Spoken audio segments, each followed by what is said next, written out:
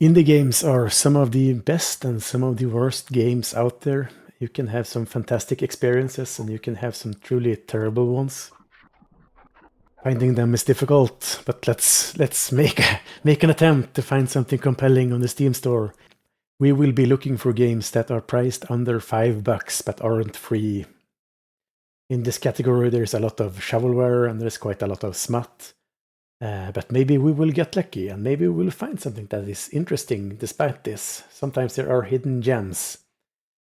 I will be doing a first impressions style review video of a couple of games I found for about $2. Let's see what we find.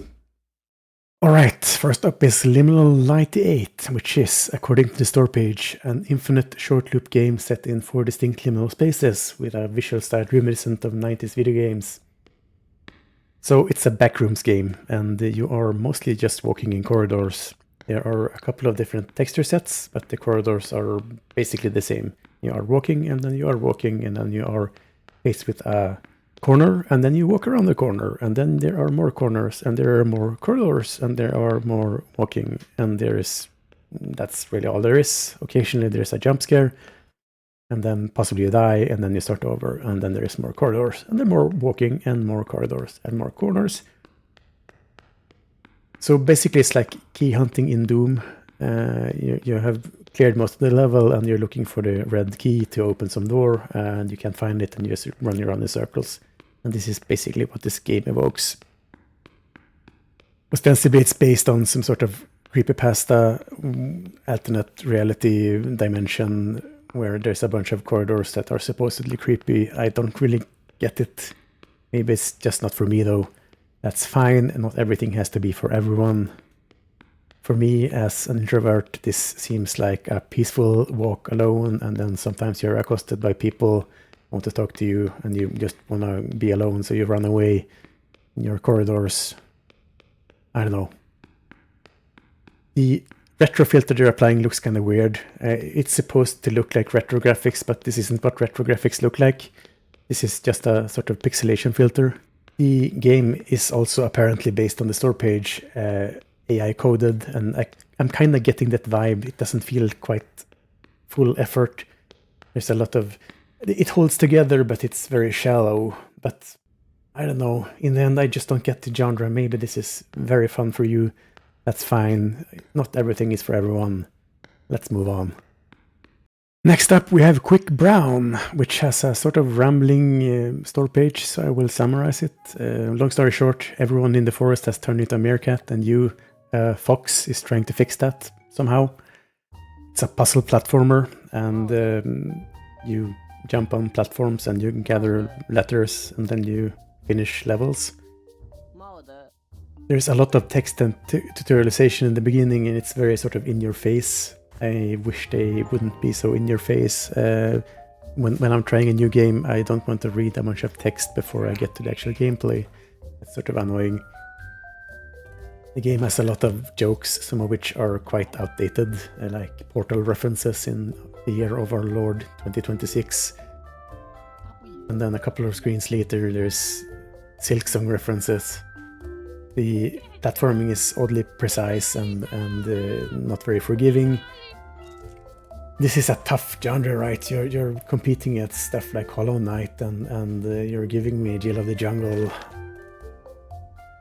Yeah, I bounced off this one pretty quickly. Maybe this is for you again. This is not really my jam. Like puzzle platformers, I don't super enjoy them. Sometimes they work. This one did not spark joy for me.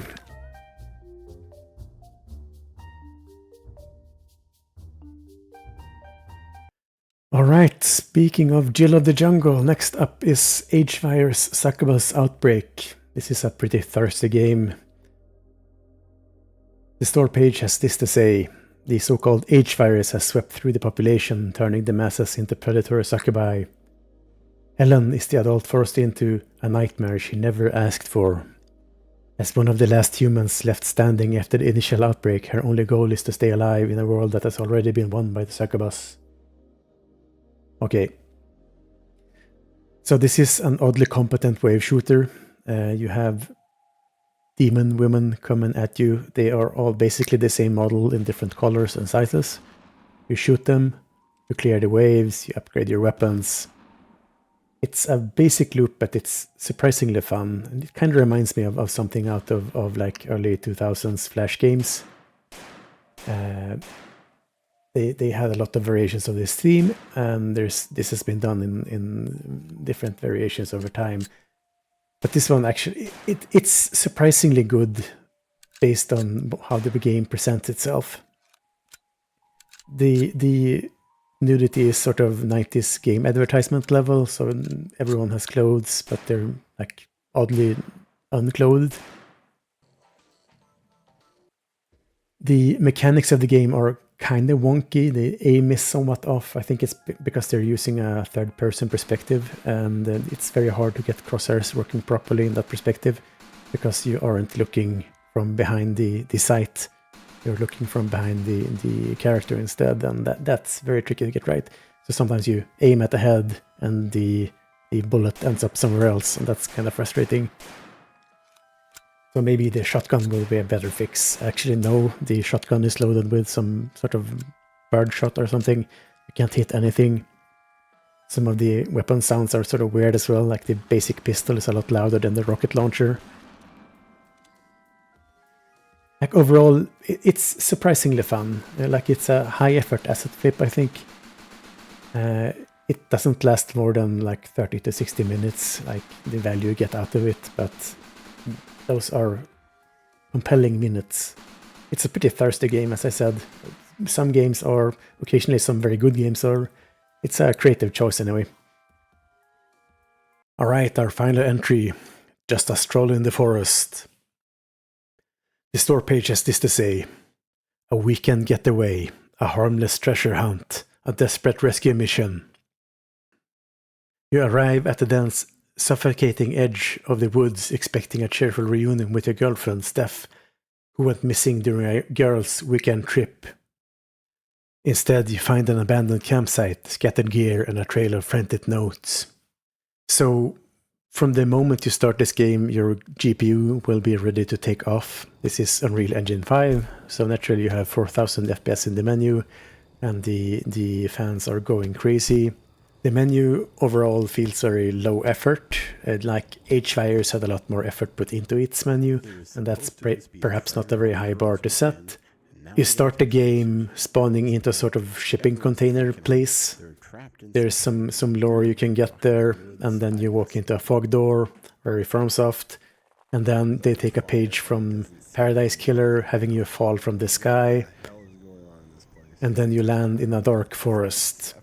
And I want to emphasize how dark this forest is. It is very dark. You have a flashlight though, so that's helpful. The forest is also scattered with rocks and branches and trees, making walking very difficult. You kind of stumble around. Off in the distance you see some bright lights, so you head your way there. If you are unlucky, it's just a barrel. Sometimes there's a point of interest where you can find a gem, and you need gems to save your girlfriend for some reason. Maybe you are Sonic the Hedgehog, I don't know. You can also find some lore in the way of notes, and the protagonist will also narrate his thoughts. There's a lot of questions in my mind. Who put these barrels in the forest? Who built these strange depots in the forest? It's kind of like Lost. Is this like the afterlife? I don't know. We entered a fog door, so I don't know. Quite possible. The game is, I think, trying to be scary and sort of horror-y. Sometimes when you're walking in the forest, you hear footsteps that aren't quite your own. That's quite spooky. You stop and they keep walking for a bit, and then they also stop, and then you maybe run away and they go away or they follow you. But is it scary? It's no Shellbridge Cradle for sure.